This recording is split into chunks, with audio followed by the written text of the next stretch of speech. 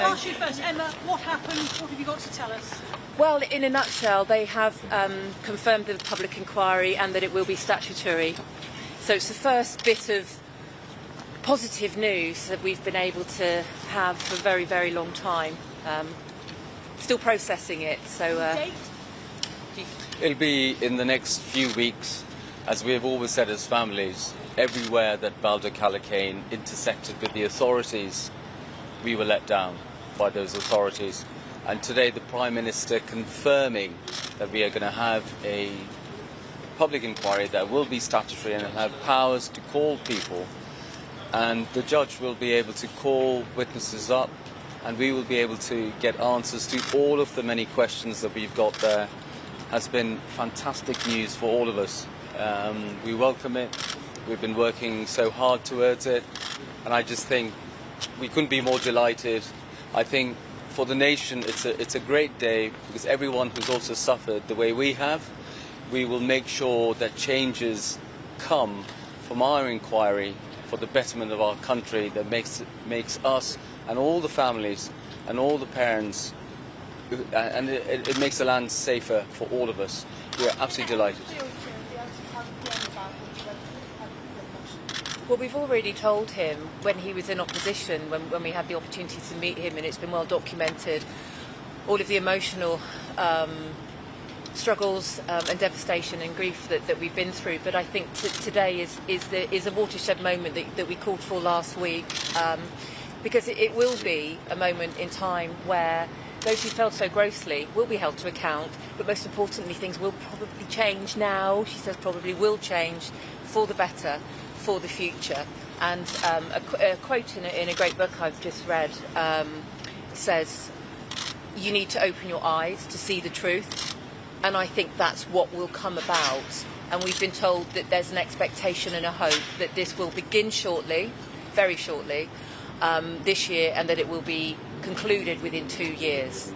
And considering some of the other inquiries that have been going on in this country for decades, I believe that's a reasonable timescale. Can I ask you, do you envisage a change? Is things going to happen? You weren't very happy last week.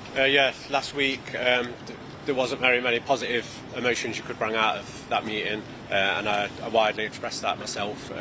But today is finally a good reason to come to London, to get some good words, to get the promises that we were given. And now we can see changes, and it's not just about us and our families and the victims, it's about the future, it's about the public and protecting the public so they don't have to walk in our shoes and they can feel safe. Sanjoy, can I ask you, from day one as families, you felt you had to fight to get the truth, your victims, but actually you're the ones that having to do the hard legwork. Do you finally feel that you've been listened to?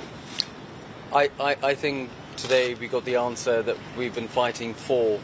A judge-led statutory inquiry with powers, wide-ranging powers that can call witnesses, and we can hold people accountable today. I think thank you to all of you for your support in bringing that pressure. It's really meant so much. It felt like we were exhaling for about 2 minutes today because of how much pressure was lifted off. We would really like to thank you for all your support that you have actually given us in coming to this point, because you really have contributed to it. Can I ask please, what is, from GB News, Christopher Hope, can I ask what was said to you by the Prime Minister? Who was in the meeting with you? So it was led by the Prime Minister, and also the Attorney General, the Home Secretary, the Health Secretary, the Justice. I always say I'm terrible with titles. The Justice Secretary and the Victims Minister. So a pretty stellar lineup. But I think it reflects the gravity and the seriousness of where we've been. But don't underestimate the cost and the toll that it's taken on everybody stood here today to get to this point.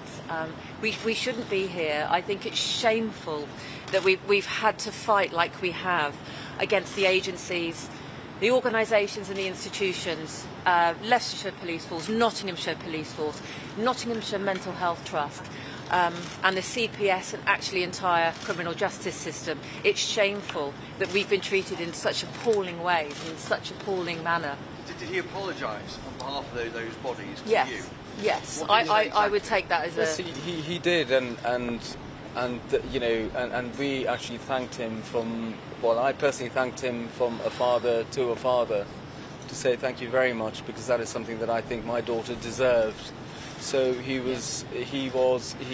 I think he related to us as a family man, and I think that also came through today.